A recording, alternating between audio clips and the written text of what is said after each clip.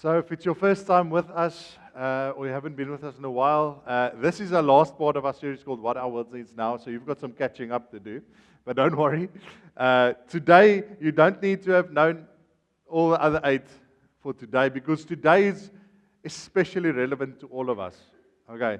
Our series is called What Our World Needs Now, and we've been looking at a concept that the Apostle Paul, who wrote most of the almost half of the New Testament, brought in, and was the concept of the fruit of the Spirit. And when you read this, it's easy to read it like a list of things that you have to tick, and stuff that I need to do, or stuff that I need to become. But actually, if you read it closely, it says the fruit of the Spirit, which means it's not mine. It means it's not me that's producing it. I am merely the vessel for this fruit. I am merely the package in which this fruit comes delivered. So, we looked at this whole series, and we looked at all these various aspects, and how it's not about doing it more, not about being love and doing joy and doing peace, all this stuff. No, it is about me saying no to me, laying myself down, so that love, joy, and peace, which is not from us, but it's the character of our Father through His Holy Spirit that produces these things in us. And last week we had gentleness. Arnu shared with us, and how all of these fruits, and gentleness especially, is actually not focused on us. It's actually focused on others. These fruit, the main beneficiaries of these fruit is other people. Because these are not fruit of self-preservation, it's the fruit of the Spirit. And so, I loved when we put out this series for the year, and I was like, these are going to be some great ones. And then I saw the list being populated, and the fruit of the Spirit, and how we work here, just a peek behind the curtain. So we've got some communicators that's set up for the year, and we give them the topics beforehand, and then they can actually choose the topic that they think is relevant. And so with this series, I was kind of the least, so I kind of took a back seat and, let others choose first. And how stupid was I? Because I saw the list being populated, and then I was like, okay, what's left for me? It was the last fruit. Oh, my word. The fruit of self-control.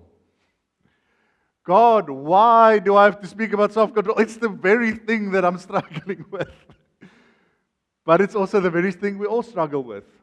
It's the one thing, and believe me, I'm standing up here and I'm like, this is the one that I don't want to do.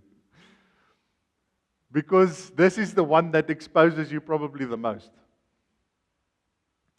And actually, I went to look at it, so I was like, fine, okay, I will take self-control. He who is last will be first, So I took self-control, and then I just started reading through this, and it doesn't even, I started getting angry at Paul, because I at one stage, I just thought, isn't this one of those moments where Paul just had missed the plot, and some of his human nature crept in, and it just somehow slipped by the defenses and ended up in the Bible? Because, just read all those amazing words. It sounds like an infomercial. Love, joy, peace. You want more patience, you want kindness, goodness, faithfulness, gentleness, self-control. No. Doesn't fit, does it? Self-control, who wants that? In fact, it was actually a bigger struggle for me, because if you've been with us for a while, you know that, especially me, I like to talk about that you shouldn't have control. You shouldn't try and control things. You should actually hand over control and let God do. This has been the whole thing of the series, hasn't it been? Stop trying to control. Stop trying to take, and let God take control. There. This is what I've been preaching, guys. And now I have to put self-control in. It almost doesn't fit there. Doesn't make sense. And then I was thinking, well, let's give Paul the benefit of the doubt. He put it last, so probably it means it's probably the least important. So as long as I tick the boxes on these stuff, if I've got any capacity left for anything other, which there probably won't be, we'll put self-control in there for good measure. But if you don't get to it, don't worry, it's fine. You got 8 out of 9. That's a pass. That's actually a cum laude, so well done. You got 80% on your test. And then I also noticed that it is a compound word. It's the only compound word in this list, which confused me even more because these are not the fruit of self-love and self-joy and self-peace and self-patience and self-kindness and self-goodness. But there is self-control. Not control, but self-control. Now I'm really getting, now I can feel something's not lacking. It's like a math problem that I need to go and fix now. And I'm struggling with this because this whole series we've been saying, okay, let this fruit be produced in you. Now I've got a fruit called self-control, which inherently means I need to do something. And I won't be wrong. Because you see, this fruit is the only fruit on this list to which you are partly responsible for. This fruit is something that you've got a vested interest in, and you are a stakeholder in this fruit. All the other fruit is fruit of the Spirit, and yes, the ability to control comes from the Spirit, but there is a crucial self part of this which the other fruits don't have. And so we need to get to the definition first of what self-control is before we venture further, because I think a lot of us have different definitions of that. And so looking through some of Paul's writings and some other biblical texts and about self-control and tempering oneself and all those things, this is probably the best definition I could find for self-control. It's the virtue or the quality of a person who masters their desires and passions, especially their sensual appetites and the expression of them in one's behavior. Desires and passions obviously refers to stuff like anger or the feeling of being in love, all those intangible things. But then it also goes over to sensual appetites. If you look at more concrete things like food and kids here, sex, all those things that you can actually, it's there. And he's saying it's the ability, it's the virtue, the quality of someone who masters this. And the expression of them in one's behavior. So the expression, the fruit of mastering that is self-control. But this is tricky, isn't it? Because the whole world is actually geared towards, and marketing and all this stuff is actually geared towards, don't have self-control. Ne? One of the most addictive substances on earth has one of the most catchy slogans. Pringles, once you pop, you can't stop.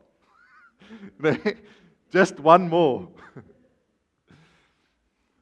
It's one of those, it's everything in the world. Just one more. That sales pitch is just constantly there. Indulge a little. Give yourself some slack. It's okay to lose control once in a while. And there's this tension, isn't there? Because every now and then we indulge, we've earned the right to indulge ourselves, and before you know it, your body is out of control. And you're overweight.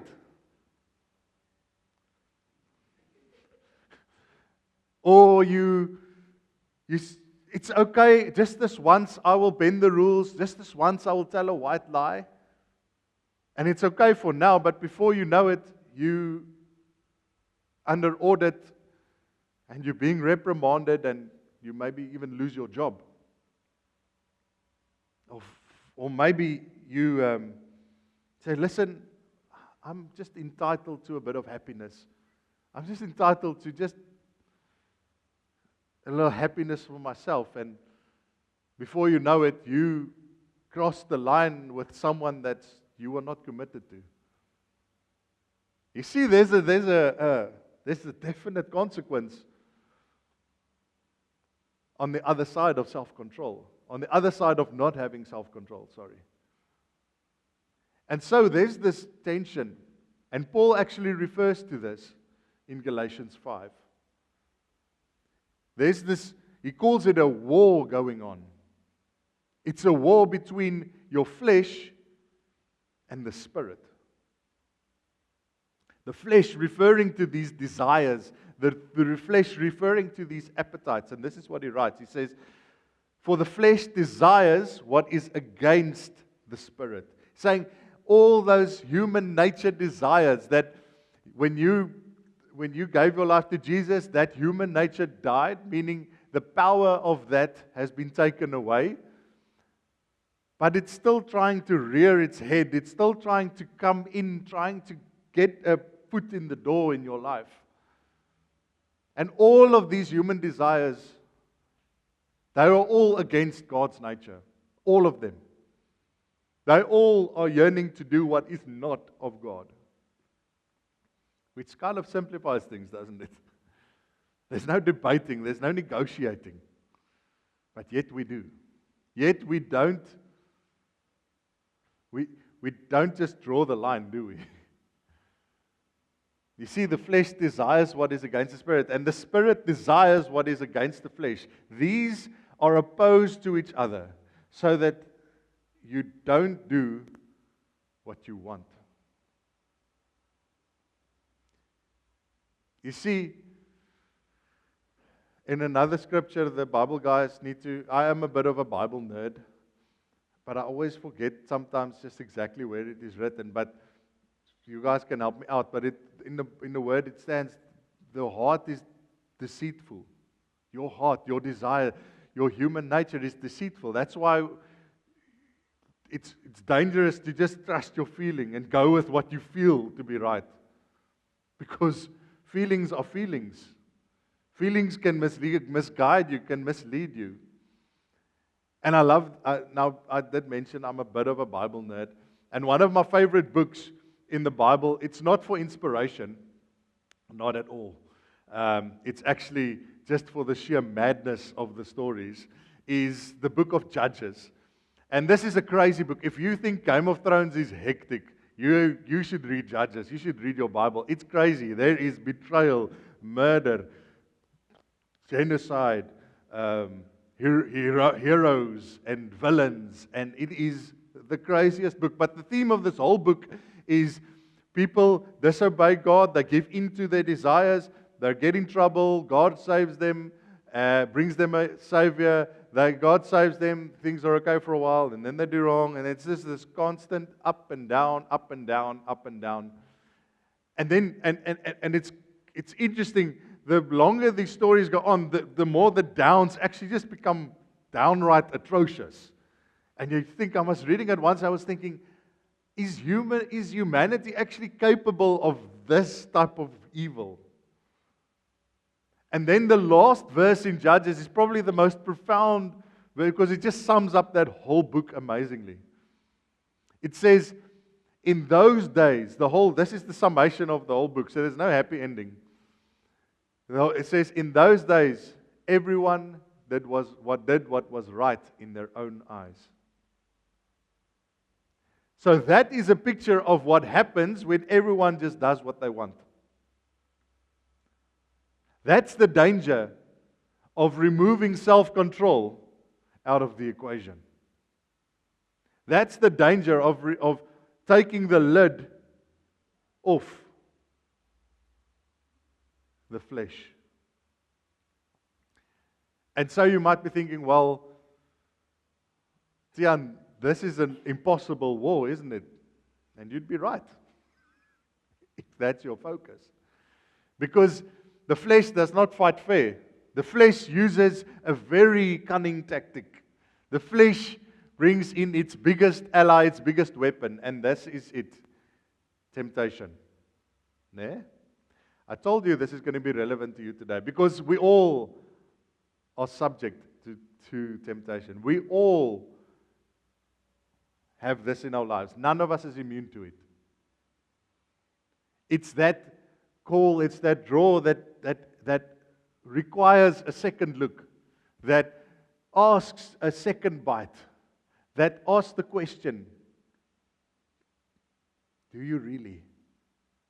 That asks the question, why not? That asks the question, what's the worst that could happen? To which we actually do know the answer, but we conveniently forget in that moment. Actually, if you boil down the root of temptation, and you take it right back to Genesis, what was the words of temptation? What was the heart behind the temptation? What was the enemy actually saying to Eve there? He was saying, can you really trust God? Can God actually be trusted? Is God keeping something from you? Is your version of Christianity God hoarding all the good parts and you needing to suffer through the bad parts? And every now and then He'll throw you a bone and give you some. It sounds crazy, but some of us, that's how we negotiate. That's how we think, God's keeping all the good stuff, and now this offer of temptation, which is always a good offer in terms of satisfaction, and so this offer seems appealing. Why not? I'm not going to get it. I'm not going to be fulfilled on this side. Why not? But as we saw, the destruction on the other end of giving in is a far bigger price to pay. So, that's why self-control is so important. That's why when it comes to temptation, we can't just hand over control. In all other things, I would say, yes, please hand over control. When it comes to patience, hand over the control of trying to and let patience flow. When it comes to trusting, when it comes to applying faith, you have to let control go. But when it comes to temptation, you have to be awake. You have to tighten the reins. You have to be in control. You have to make a sound decision. Why? Because there's a decision to be made, isn't it? You see, here's the lie, is temptation actually has no power. Ne? The temptation has no power. It can't do anything. It just comes with a proposition. And yet, we hear words like, I just lost control. I just had to give in. You know those songs, I just lose control when I'm with you. No, those songs. You hear these words. But the temptation, and Paul writes this, the temptation in your life is no different from what others experience. So Paul is actually giving us the instruction manual on how to deal with temptation. And he starts with it. He's saying, that lie of you can't do anything, that lie of you are subject to your temptation, you just can't, there's nothing you can do. It's that lie of no one knows what you're going through. This temptation is unique. He's saying, my heart reaches out to you, but your temptation is not unique. That temptation, what you're experiencing, is not unique. And that should actually comfort you. That should actually bring you and say, okay. Okay. Other people know. I'm not alone in this. And so Paul continues. He says, God is faithful. And that's a very important part. You see, your temptation is no different. Your temptation is different. But remember that God is faithful. God never changes. So yes, you may have given into temptation in the past. You may still in the future. But God is faithful. God is in on you. He's all in on you. He does not change. His relationship and his commitment towards you is still the same. Therefore, you could actually put there a therefore. He will not allow the temptation to be more than you can stand. Now the real relief comes. That's a promise, by the way. There is no temptation that God will allow that you can't stand. That would be more than you can stand. There is no temptation that will be so big and so overwhelming that you just can't see the way out. It's just so big. Which actually in some cases it makes it quite daunting, because what Paul is actually telling you here is there's actually no excuse for you. You can't claim to say, I had no power, I just had no, it was beyond me. Not according to Paul, who, by the way, was also tempted, just like you and me. So he says, continues, he says, so when you are tempted, not if, when. Whether you're in the high school or whether you're going to varsity, whether you're going into that new job, you will be tempted. Whether you're going into that new relationship and the love goggles are still on, you will be tempted. Don't be fooled. It's not a if, it's a when. When you are tempted,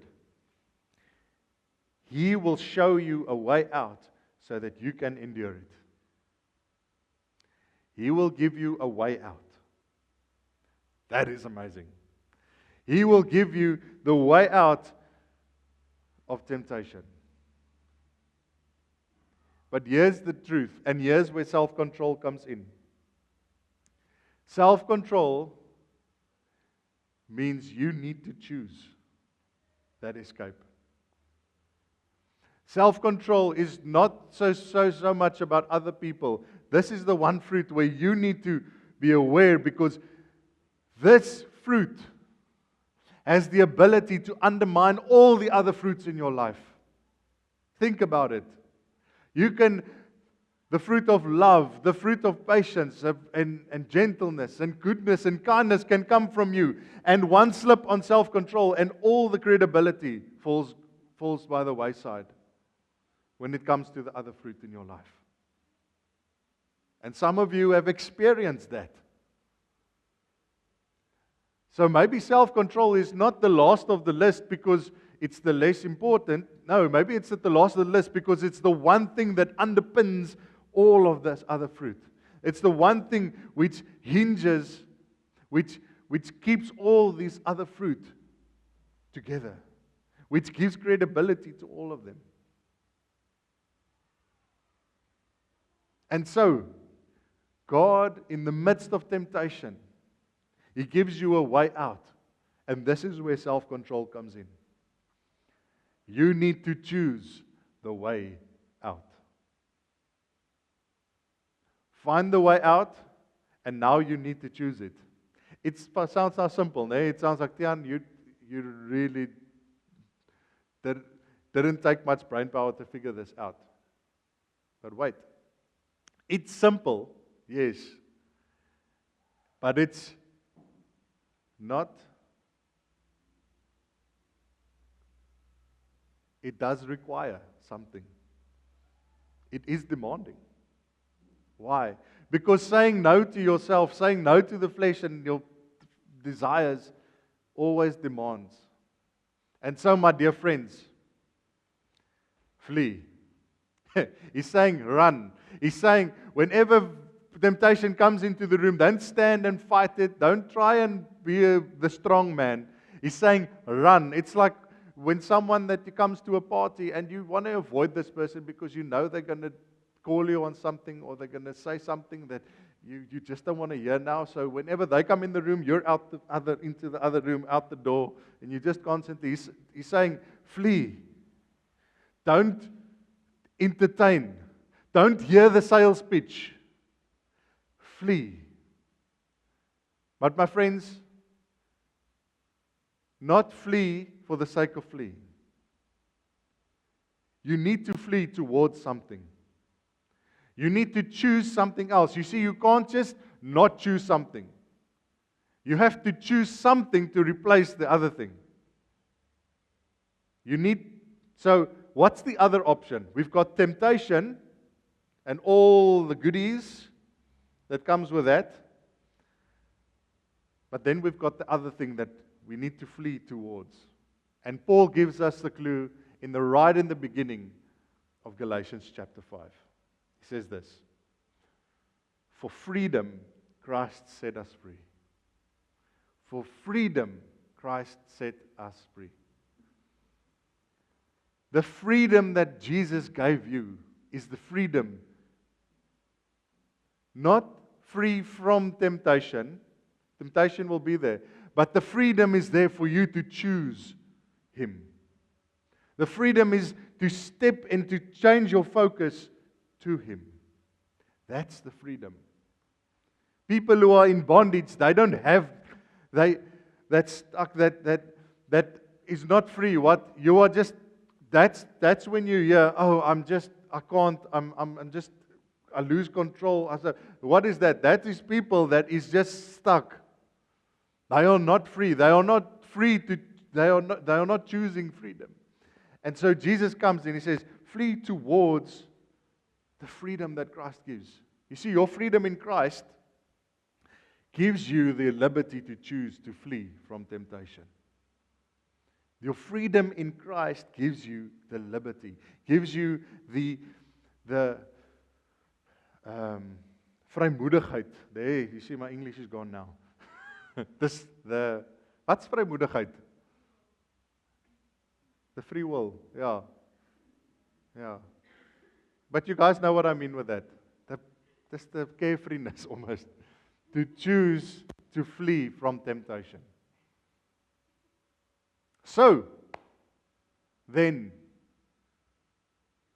to choose freedom, this is what we do. We stand firm. And then, don't submit again to the yoke of slavery. Paul gives us two directives here. One, to stand firm. That stand firm means to be allied towards, show allegiance to. It's my allegiance towards something. Stand firm. That's my allegiance to maintain my allegiance to your freedom.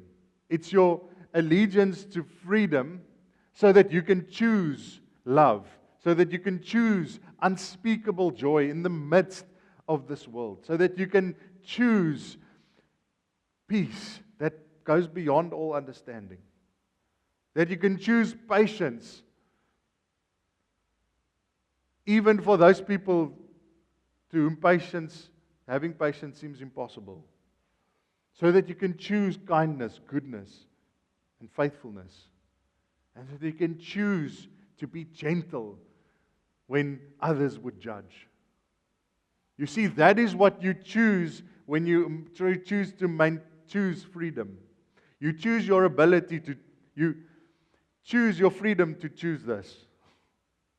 You can't choose this if you're struggling and stuck in this lack of self-control, if the lid of self-control is not properly on top of temptation and the desires and the flesh.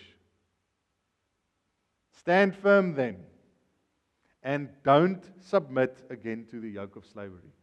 Saying, don't submit, don't go back to the stuff that you've been set free from. Don't go back to the stuff that you know in your bones and you know in your heart is going to cost you far more than instant gratification.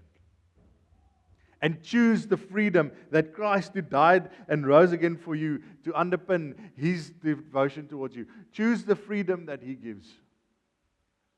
You know, if you read Matthew 4, verse 1 to 11, it's where Jesus is actually faced with temptation. And He shows us exactly what He did in the face of temptation. What did He respond to? He didn't entertain temptation. He didn't debate and negotiate with temptation. He chose to flee. And how did He flee? He flee every time by saying, "It is written." Every time He was faced with the temptation that you and I would be faced with, what did He say? It is written. He's saying, this is the Word of God. This is who God is. This is His character. And this is what I choose. End of story. Conversation over. That's what fleeing looked like for Jesus. And that is what He gives to you. The good news is, there's always a way out. The good news is, self-control is not subject to some outside force, to some outside thing. It's all dependent on you. But that's also the bad news. You can't shy away from that responsibility. You can't shy away from the decision to choose. Slavery, the yoke, the bondage, the regret, or choose to flee towards the freedom that Christ Jesus gives you. To end, I want us to end. And whenever you need to flee, you need to commit this verse to memory. Next one. The temptations in your life are no different from others that you experience. So when temptation comes, you recognize it and say, I'm not alone in this. This is the same sales pitch so many other people are getting. And God is faithful. Remind yourself of that. He will not allow the temptations to be more than I can stand. Okay, I can do this. So when you are tempted, when I am tempted, He will show me a way out so that I can endure it. That's great news. But it means you have a stake. You have a part to play in this. This is the one where you can't just hand over control. You need to be awake. So when temptation comes, you need to be firing on all cylinders. You need to be aware. You can't fall for the excuses of it's just too much. Oh, just this once, and you can lose. No, the stakes are too high. So choose the way out. Choose to flee towards freedom. You will know what to do. I promise you that. Because God has put His Spirit in you. Remember, it's His Spirit, it's His character. He leads the way. You follow. So I want to invite the band on stage. We're going to practice this fleeing. Okay. And one of the best ways to flee, I've found, other than Jesus' advice of knowing and eating and devouring the Word of God, is to be reminded of exactly what I got the moment I trusted Him, the moment I gave my life to Him. This song is called I Found My Freedom. I found the joy I can't lose, and I thank God that it's true. So keep reminding yourself, keep like the Israelites went through the wilderness, and whenever God did a miracle, what did they do? They built an altar, or in our days, a monument. Not just for the sake of doing it. Why do they do that? So that every time they pass that, they will be reminded of who God is and that they can trust Him with everything. So choose, when it comes to self-control, choose the freedom. When it comes to temptation, choose freedom. You can test me on this. Because what our world needs now is people who flee from temptation, who show the way to how to deal with temptation, and aren't morally compromised, but flee from temptation towards a free life in Jesus. Let's pray. Thank you, Father, that you made a way out. Not just out of darkness into light, but also a way out from every temptation the world will throw at us. Thank you, Father, for the courage that's in each and every one of us to choose freedom every time. And Father, I pray that you will raise up sons and daughters in your family, adopted in your family, that will walk this, that will practice this, that will be known by how self-controlled they are, by the measure of restraint they show, and by the absolute radicalness of their faith, but also by how radically they flee from any temptation, so that we will have integrity in all areas of our life, and that your fruit, which will make all the difference in the world, can flow in and through us, not just through others, but through us sitting here. We pray this in the name of Jesus Christ. Amen.